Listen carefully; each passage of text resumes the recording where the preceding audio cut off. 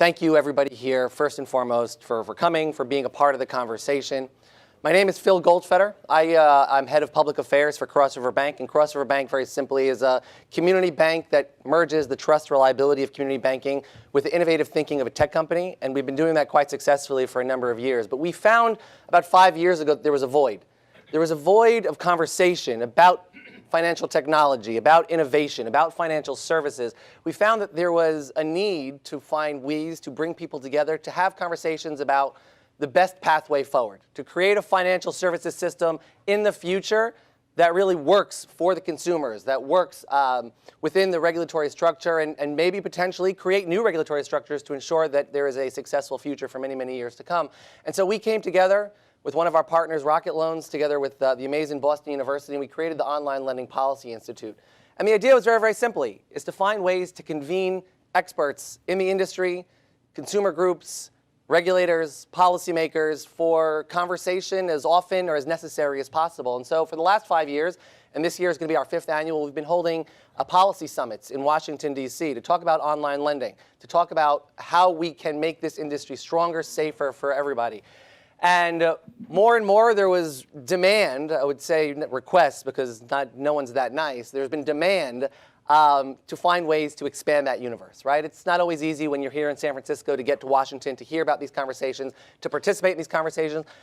And if we're not involving everybody, if we're not finding ways to convene everybody in the ecosystem, then I think we're doing everybody a disservice. And so this is our first, I don't want to say annual, because I don't know how often we'll be here, but I hope many, many more times. But this is our first San Francisco Policy Day.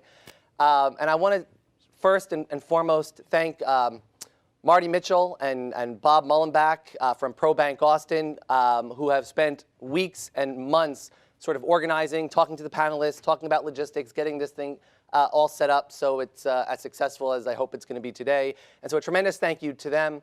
To my very own Eugene Schwartzman, who you guys, I promise you, hopefully after today, you won't get any more emails from him for a little bit.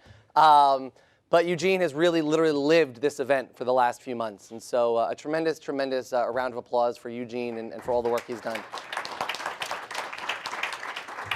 They say you're only as good as the people you surround yourself with, and I like to think that I've surrounded myself with the best. And so a tremendous thank you to Eugene. And of course, the entire board of the Online Lending Policy Institute, the people who put up with us on weekly conference calls, sometimes even more than that, to hash out who should be there and who should come and how should we do it and what should we serve for breakfast is usually the most heated conversation. But we're excited finally to get to today and present to you what is really going to be a very, very exciting program. Once again, similar to what we've done in Washington, today we've convened a number of topics, but more than that is that we've kind of had a very big umbrella, right? We've opened the tent up wide. We want everybody's opinion.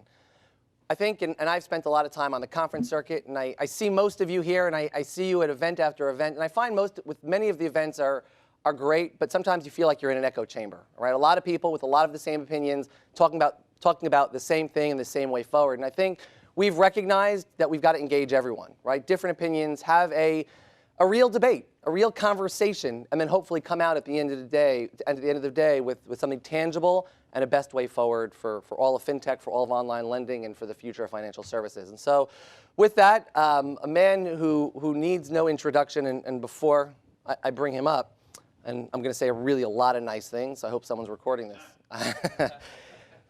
Before I bring him up, I want to say is I don't know how many of you are listening. I know when I was in school and the Yankees were in the playoffs and you wanted to listen to the game while you're in school, you had your headset like this. I know many of you are tuned in to the congressional hearing going on right now that is talking and debating and having a conversation about the idea of bank fintech partnerships and the best model moving forward. I know that many of our participants are literally upstairs around the little iPhone trying to capture everything. We fortunately and unfortunately, had invited Assemblywoman Monique Limon, who is the champion of fintech. She's really she's introduced a number of bills, but really she is just engaging on fintech issues on a wide array a bunch of different topics. She was actually called to Congress today to testify. At the very moment, she is getting grilled in front of a House panel about some of the things happening here in California. So unfortunately, she couldn't be here today. But I am very excited to bring up Con Hurley, who will talk about what we're going to do instead for the next few minutes. But before I bring him up, sit back down. Before I bring him up, let me say this. You know, oftentimes when you put coalitions together, there's this fear: is it going to actually work, right? And talking about partnerships and fintech and banks and like the relationships don't always work. You read about it in the papers every day about partnerships that just really don't work because you have two people with two very different ideas who find it difficult to come together. And sometimes when you work with academic institutions, there are different challenges that come up. And when we first started out, Professor Cornelius Hurley was sort of recommended as someone who is pragmatic, is thoughtful, who is easy to work with, and ultimately really get things done. And over the last 5 years, he has become a mentor, has become a friend, and more importantly, he has made the Online Lending Policy Institute, our annual summit, days like today possible with his leadership, with his thoughtfulness, and his willingness, sometimes even when he disagrees, to join the conversation and keep the conversation going and really being the driving force behind everything that we're doing. Professor Hurley, I just want to say thank you and invite you up to talk about your work. Obviously, Professor Hurley is now the executive director of the Online Lending Policy Institute, and it's continuing to take the organization to great, great new heights. So, Professor, thank you so much.